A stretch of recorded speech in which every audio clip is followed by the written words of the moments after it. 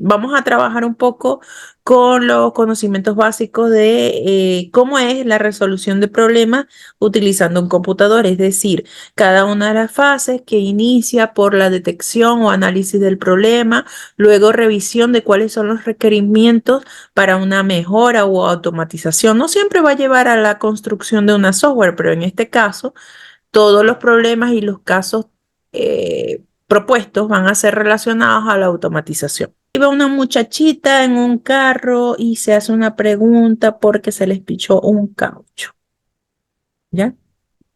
Ahora, ¿qué pasa? Que ella no sabe cómo reparar, o sea, como yo, no sabe cómo reparar un caucho. ¿Cómo? Ella, Bien. Entonces, fíjense, la muchachita lo primero que busca es ¿cómo es? La cuestión esta de cruz, el caucho y el verdadero gato. ¿Bien? Entonces, ¿cuál es el siguiente paso? Bueno, aflojar los tornillos, luego levantar el vehículo, luego sacar la llanta espichada o el caucho espichado y colocar el próximo. Luego colocar los tornillos, bajar el gato, guardar las piezas y ya resolvió el problema. ¿Ya? Entonces, fíjense, ahí es donde viene el concepto de algoritmo. El algoritmo es una secuencia de pasos sistemáticos, secuenciales, que te van a llevar a lograr un objetivo. Bien, en este caso hay unos pasos que son secuenciales. Por ejemplo, yo no puedo sacar el gato antes de colocar la llanta de repuesto, ¿ya? Todos tienen unas ciertas características. Entre esas son que son finitos, que no admiten ambigüedades y que son secuenciales. Fíjense, ahí tienen un inicio, esto es una representación gráfica del proceso, donde la muchachita saca las herramientas, afloja el tornillo, sube el gato, perdón, utiliza el gato, saca la rueda. Ahí le faltaron muchos más pasos más porque acuérdense que estaba también atornillar o ajustar las tuercas y después bajar el gato. Entonces, este es el concepto más de lo que hemos hablado. Un algoritmo es un conjunto de pasos lógicos ordenados que se lleva a cabo de una manera secuencial y finita. Finita quiere decir inicio y fin, con el fin de solucionar un problema determinado en un momento específico.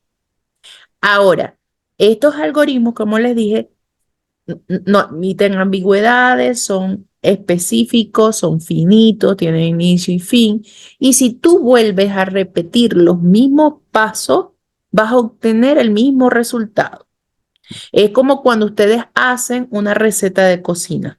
Si tú sigues los pasos exactamente como están en la receta, cuando te dice un cuarto, un medio de taza, una cucharadita, y lo hacen de esa manera, ¿verdad?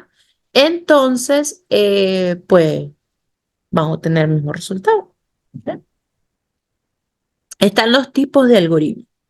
Nosotros tenemos los algoritmos cualitativos muy similares a los ejemplos que he dado. Por ejemplo, reparar un caucho, aunque no fue reparar un caucho, sino cambiar un caucho, o hacer una receta de cocina, o instrucciones, por decirles algo, un algoritmo de cómo subir al bus de luz, o un algoritmo de cuáles son las direcciones, no sé, las directrices o los pasos a seguir para pasar un mundo en un videojuego, ¿ya? Esos son cualitativos. En esta presentación tenemos un ejemplo claro de la representación de un algoritmo. Sabemos que un algoritmo es una secuencia de pasos a seguir. ¿Por quién? Miren, por la persona, por el computador, a quien esté dirigido. Pero para el caso de la programación aquí, va a estar dirigido a las instrucciones que le damos al computador. Entonces, el computador va a hacer lo que nosotros le estamos diciendo. Bien, a ver, por ejemplo, tenemos a mano izquierda lo que es la representación de un algoritmo de la secuencia de pasos a través de un pseudocódigo. ¿Y por qué es un pseudocódigo? Fíjense, es un lenguaje natural que podemos entender todo y fíjense que está en español. Es un lenguaje simple para el programador. Por tanto, es un casi código, pseudocódigo. El pseudocódigo tiene unas ciertas palabras reservadas. ¿Qué son palabras reservadas? Son sintaxis propias de cada lenguaje. Ahora bien, el pseudocódigo, como hablamos, es un casi código, es decir, que no está trabajando para ningún lenguaje de programación. Es decir, que el pseudocódigo sirve para cualquier lenguaje de programación porque tiene un lenguaje más natural orientado al entendimiento del programador, de la persona que le da instrucciones al computador. Entonces, si se fijan, aún así tiene palabras reservadas como por ejemplo proceso, definir, que me permite definir variables. También existe, pero es una simbología. Por ejemplo, el óvalo es para el inicio y para el fin. El rectángulo son para procesos internos que no ve el usuario, que solamente lo realiza el computador, pero no los ve el usuario. El paralelogramo, o paralelepípedo será esto, no sé si es paralelepípedo o paralelogramo. Pípedo. Bueno, en fin, para leer o almacenar información. Esto es un proceso interno y este que parece como un rectángulo con ondita, para imprimir en pantalla. Perdón, para imprimir en papel. Para imprimir en pantalla es como un lapicito al revés.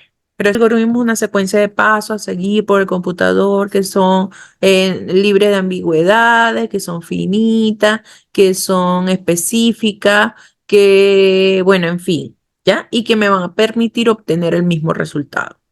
Ahora bien, una de las fases de su representación es el uso del pseudocódigo, que ya sabemos que es un casi código. La definición es una manera de escribir algoritmo de poco estricta, con una sintaxis relajada o estructuras de datos poco detalladas, pero intentando acercar las ideas del algoritmo a estructuras y sintaxis parecidas a la de los lenguajes de alto nivel.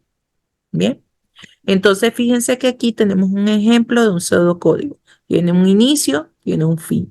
En este caso está declarando variables y en este caso está haciendo la secuencia de pasos. Que lea la variable, que calcule una fórmula y que luego la muestre en pantalla con escribir. Bien. Pero eso lo van a ir aprendiendo poco a poco. Y como les explicaba, los diagramas de flujo tienen simbología. Ahí dice inicio, fin, operaciones internas al usuario, las de decisión, la flechita que son las direcciones a dónde seguir, los conectores que nos permiten pues devolvernos en el código si así lo requerimos, los conectores de otra página, a veces los diagramas de flujo son muy grandes, entonces utilizamos muchísimas páginas. Consola y terminal del computador realmente es pantalla, ¿ven? O sea, fíjense que es como un lapicito al revés. Imagínate que vas a un centro comercial con un billete, imagínate, yo sé que no existe, pero un billete de 2.000. ¿Sí? Y que lo que vas a comprar cuesta 1.700 Ajá, y tú necesitas tu vuelto. claro. ¿Cómo calculas tú el vuelto? Restando, le ¿Qué vas resto a restar? ¿Qué vas a restar? porque si yo estoy comprando, yo tengo mi billete de 2000, tengo que restar de los 1700 que estoy gastando.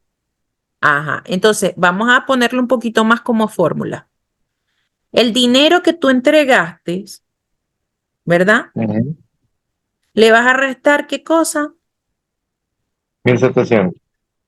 Que eso sería ¿qué cosa? Compra, La compra. Muy bien. ¿Y con eso vas a obtener? mi vuelto.